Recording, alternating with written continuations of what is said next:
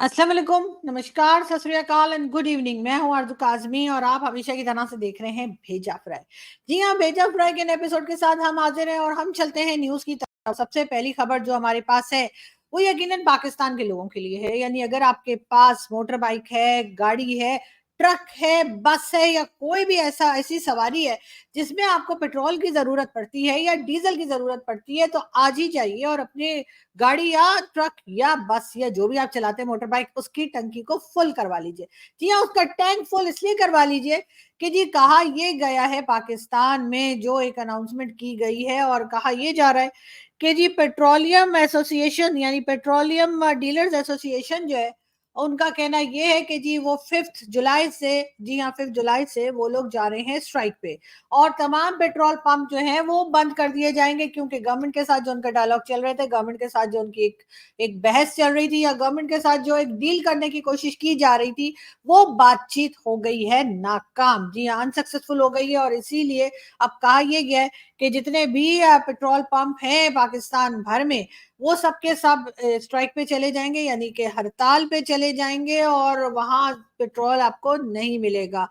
5 जुलाई की मॉर्निंग से ये तमाम पेट्रोल पंप जो हैं वो बंद कर दिए जाएंगे। तो जो लोग चाहें वो अपनी गाड़ियों में आप लोग जो है अपनी टैंक जो है वो फुल करवा सकते हैं, ताकि आपको जब तक ये स्ट्राइक चल रही है, जो कि हो सकता है ज्यादा दिन तो ना चले, इसलिए कि कहीं ना कहीं गवर्नमेंट को भी प्रॉब्लम आएगी और गवर्नमेंट इस मामले को सॉल्व करने की कोशिश करेगी। तो अगर आप लोग चाहते हैं कि आपको किसी किस्म का कोई प्रॉब्लम ना आए, तो जी ये मज़ाकरात नाकाम हो गए हैं और इसलिए पेट्रोल पंप बंद करने का ऐलान कर दिया गया है 5 जुलाई से। तो आप लोग, आपके पास अभी एक दिन और है, मतलब आज का दिन भी है थोड़ा बहुत और उसके बाद कल पूरा दिन है, तो जल्दी जल्दी जाइए और पेट्रोल ले लीजिए इससे पहले कि आपको ये हो जाए कि जी गाड़ी में पेट्रोल खत्म हो गया। बाद लोग होते हैं ना जो बिल्कुल लास्ट तक बैठे रहते हैं कि जी हो जाएंगे, ले लेंगे करते रहते हैं। तो उनके लिए भी ये मैं बताना चाहूंगी कि जी आपका जो पेट्रोल पंप जो है वो बंद हो जाएंगे, तो इसलिए आप लोग फ्यूल ले लीजिए। बहरहाल आगे आपकी मर्जी कि आप लोग क्या करना चाह रहे हैं, क्या नहीं करना चाह रहे।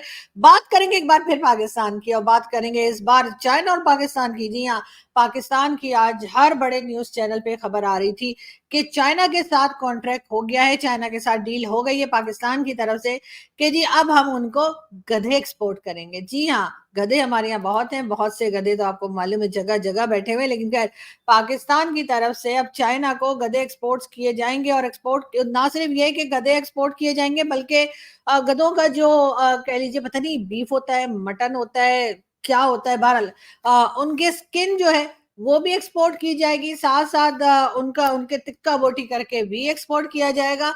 यानी कि गधे जो हैं वो अपनी जान बचाते फिर रहे होंगे पाकिस्तान भर में जितने गधे हैं। और बहुत से लोग तो आपको मालूम है पार्लियामेंट हाउस के आसपास या पार्लियामेंट के आसपास भी हमें बहुत गधे दिखाई देते हैं, तो वो भी यकीनन अपनी जान बचाने का सोच रहे होंगे कि करें तो क्या करें।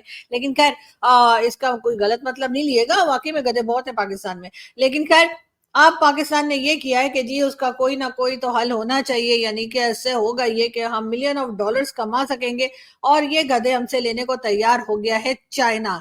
अब चाइना जो है, जी हाँ, चाइना में जो है आप समझते ही हैं कि हर चीज को खा जाते हैं, चाहे वो गधे हो चाहे वैसे कुत्ते तो खैर लाहौर के लोग भी बहुत खाते हैं। तो हमने ये भी सुना है कि लाहौर में जी कुत्ते का कोई बहुत बहुत ज्यादा बिकता है, बल्कि शॉप से बड़ी बड़ी। लेकिन खैर जितने भी गधे बोले तो ढेंचू ढेंचू डोंकी जो है वो हम जी देने लगे हैं चाइना को और चाइना से बहुत खुश है। चाइना जो है वो यकीनन हमें उसके बदले बहुत से डॉलर्स वॉलर्स देगा। लेकिन बहरहाल पाकिस्तान जो है गधे एक्सपोर्ट करेगा चाइना को। इससे पहले भी हम कर चुके हैं, ये कोई पहली बार नहीं है और ना ही आखिरी बार है। लेकिन जब भी हमारे यहाँ ज्यादा गधे हो जाते हैं तो हम कुछ गधे जो है उठाकर चाइना को दे देते हैं और चाइना खुशी खुशी उनको ले लेता है, क्योंकि जाहिर है चाइना के, जैसे मैंने आपको बताया कि उनके हर तरह की डिश जो है वो या हर तरह का कुछ भी होता है उसको वो खाते हैं, तो इसलिए उन्होंने ले लिए है और कहा है कि जी स्किन भी दे दीजिए और टिक्का बोटी बनाकर भी हमें भेज दीजिए। तो यही हो रहा है जी। अब यहाँ पर से गधे जो हैं वो हम चाइना को एक्सपोर्ट करेंगे, उससे यकीनन हमारी इकोनॉमी जो है वो बहुत बेहतर हो जाएगी। इसलिए कि गधे इतने हैं कि अगर हम सिर्फ गधे ही चाइना को देना शुरू कर दें तो ना हमें वर्ल्ड बैंक जाना पड़ेगा, ना हमें IMF जाना पड़ेगा, ना हमें सऊदिया से कुछ कहना पड़ेगा। सिर्फ जी अगर जितने पाकिस्तान भर में जितने गधे हैं, सिर्फ अगर हम उन्हें चाइना को दे दें तो हम इस काबिल हो जाएंगे कि पाकिस्तान अपना सारा का सारा कर्जा उतार देगा। आप इससे अंदाजा लगाइए कि पाकिस्तान में कितनी बड़ी तादाद में गधे मौजूद हैं। लेकिन ये ज़रूर है कि उसके बाद यानी वर्ल्ड बैंक भी आके हमसे कर्जा ले सकता है, हमसे पैसे ले सकता है, लोन ले ले हमसे या हमसे कोई डोनेशन ले ले या हमसे कोई सपोर्ट माँग ले।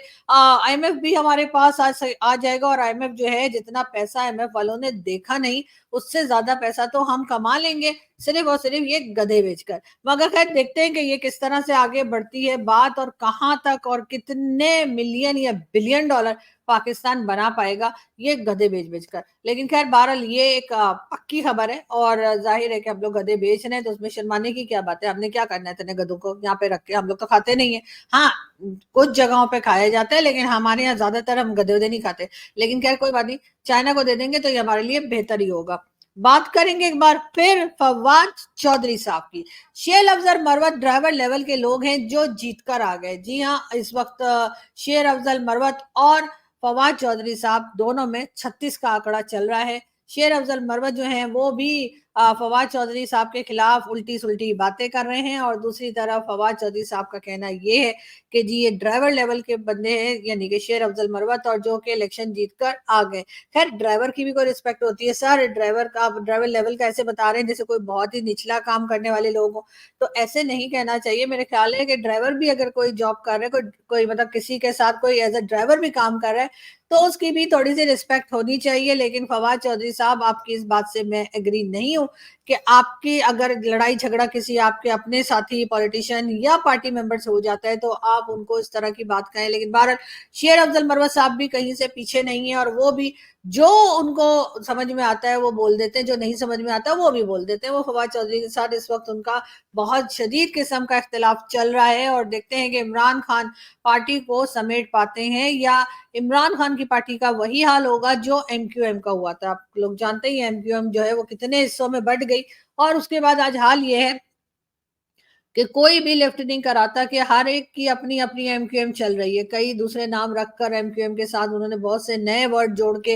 अपनी-अपनी पार्टी जो है हर किसी ने बना ली है और लग ये रहा है कि इमरान खान की पीटीआई जो है वो भी उसी नक्शे कदम पे और अल्ताफ हुसैन की पार्टी एमक्यूएम की तरह चल रही है और इनके साथ भी होने वही जा रहा है जो कि एमक्यूएम के साथ हुआ था। लेकिन बहरहाल अब देखते हैं इमरान खान इनको किस हद तक सँभाल पाते हैं या नहीं सँभाल पाते। लेकिन बहरहाल बात एक बार फिर इमरान खान की करेंगे और इमरान खान के साथी जी हाँ, अली मोहम्मद खान साहब का कहना ये है इस दोज़ख जैसी गर्मी में उनका कहना है इस दोज़ख जैसी गर्मी में इमरान खान साहब को जो है अडियाला जेल की भट्टी में इमरान खान झोंकने के काबिल नहीं।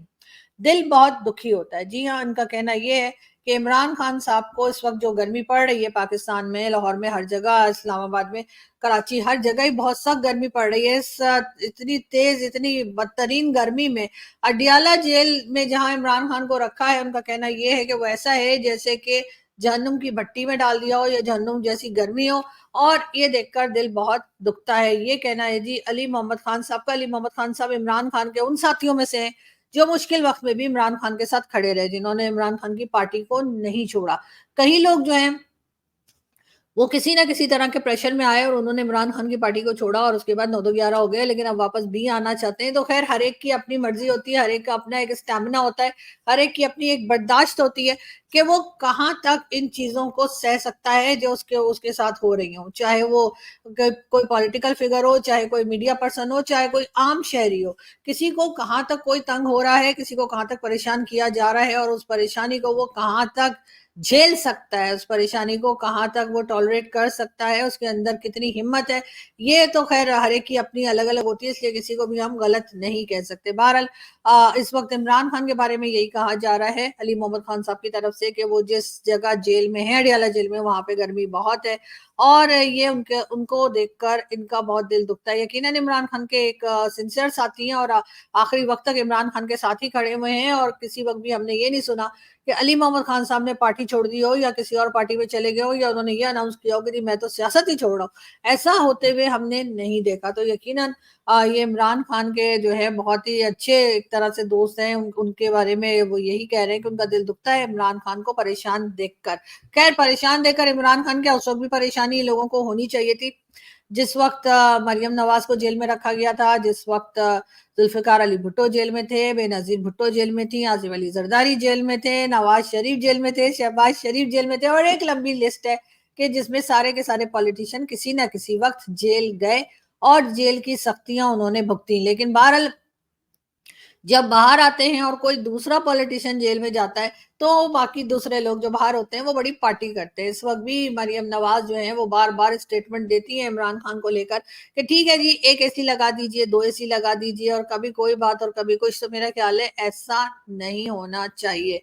एक दूसरे की तकलीफ पे पार्टी ना करें, इसलिए कि वो जिसे कहते हैं ना दुनिया गोल है, तो घूम फिर के वो चीज अपने ऊपर भी आ जाती है। तो अगर कोई किसी के साथ बुरा हो रहा है और आप उस पे खुश हो रहे हैं, तो कुछ नहीं तो ऊपर वाले से थोड़ा था तो डरिए कि ऐसा ना हो कि कल को खुदा ना खास्ता आपके साथ भी ये बात हो सकती है।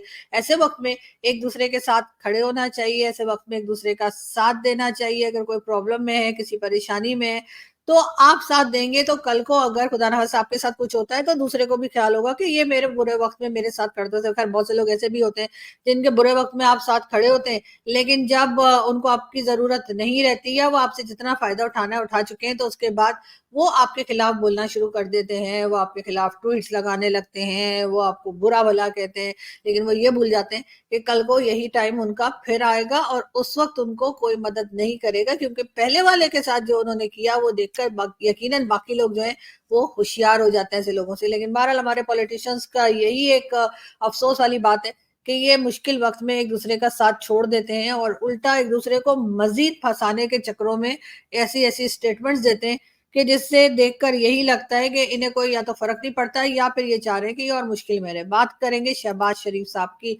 जी हाँ, शहबाज शरीफ साहब की मुलाकात हुई है रशियन प्रेसिडेंट से ताजिकिस्तान में। आप लोग जानते ही हैं, ये हमने पहले भी बताया था, लेकिन ये क्या हुआ, खैर आपस में दोनों ने बातचीत की है और उनका ख्याल ये है कि मिलकर काम किया जाएगा। यानी कि शहबाज शरीफ साहब ने कहा है कि पाकिस्तान और रशिया जो है वो कई फील्ड में मिलकर काम करेंगे। खैर एमओयूज तो वैसे भी कई बार साइन किए जा चुके हैं शहबाज शरीफ साहब हर कंट्री के साथ।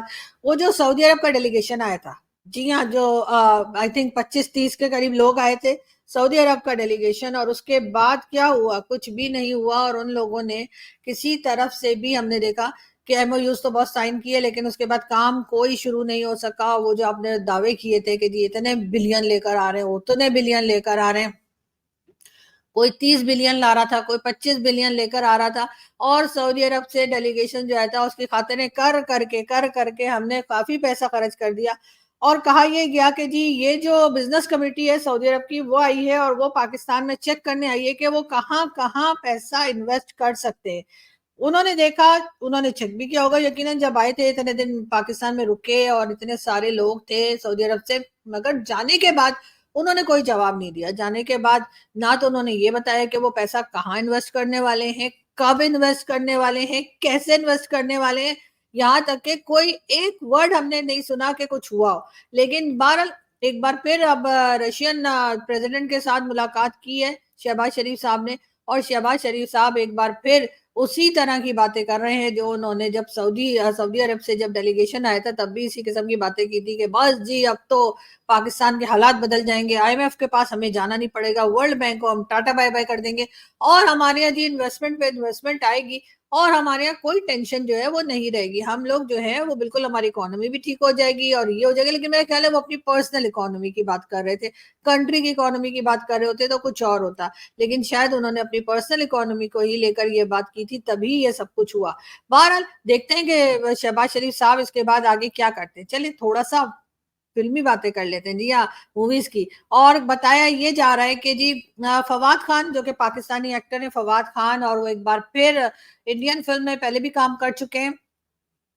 हमने उन्हें एक फिल्म खूबसूरत में देखा था, उसके बाद एक और मूवी थी जिसमें ऋषि कपूर साहब थे, और वो फिल्म भी हमने देखी थी उनकी। और अब जी कहा ये जा रहा है कि तकरीबन 8 साल के बाद फवाद खान एक बार फिर एक भारतीय फिल्म यानी एक बॉलीवुड फिल्म यानी एक इंडियन मूवी में काम करेंगे वानी कपूर के साथ। जी हाँ, एक एक्ट्रेस है वानी कपूर, मैंने खैर इनको कोई खास देखा नहीं है, एक आध कोई सॉन्ग वॉन्ग ही देखा मैंने इनका, मूवी मैंने इनकी नहीं देखी कोई, लेकिन बहरहाल नाम इनका सुना है।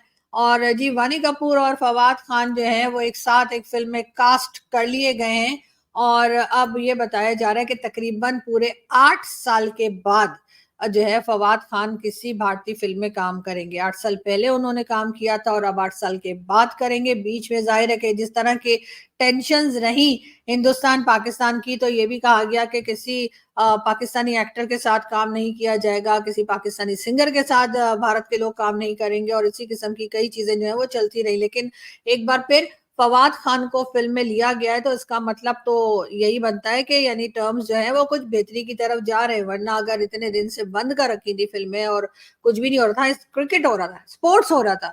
स्पोर्ट्स सिर्फ़ क्रिकेट नहीं, कई दूसरे स्पोर्ट्स जो हैं वो हिंदुस्तान-पाकिस्तान आपस में खेल रहे थे, लेकिन मूवीज़ नहीं हो रही थी और हमारे सिंगर्स वगैरह को काम नहीं मिल रहा था। लेकिन अब ऐसा लगता है कि थोड़ा-सा पॉलिसीज़ जो हैं वो नरम की गई हैं और अब पाकिस्तान के साथ जो है वो फ़िल्म और ड्रामे और इस किस्म की चीज़ें जो हैं वो होंगी। तो भाई जर्नलिस्ट के लिए भी कुछ निकाल लीजिए ना, जर्नलिस्ट वगैरह के साथ भी कोई काम होना चाहिए, तब तो मेरा ख्याल है हमारे साथ भी थोड़ी बातचीत हो जाए। खैर हम तो जाते रहते हैं शो में, लेकिन फिर भी आना-जाना होना चाहिए और थोड़े से टर्म्स को बेहतर होना चाहिए। खैर ये मेरी अपनी सोच है। जिन लोगों को ये नहीं पसंद उनको नहीं पसंद, उनकी उनकी भी मैं पूरी रिस्पेक्ट करती हूँ, उनकी सोच की या उनकी चॉइस की। लेकिन बहरहाल मुझे ऐसा लगता है कि जितने भी पड़ोसी हैं पाकिस्तान के साथ, उन सबके साथ पाकिस्तान के टर्म्स बेहतर होना चाहिए और एक-दूसरे के लिए हमें थोड़ा-सा पॉज़िटिव सोचना चाहिए। बहरहाल यहाँ से हम चलते हैं, आपसे मुलाकात होगी नेक्स्ट वीडियो में, अपना बहुत सारा ख़्याल रखिएगा, हँसते रहिए, मुस्कुराते रहिए और क्या, चैनल को सब्सक्राइब करना ना भूलिएगा। Thank you.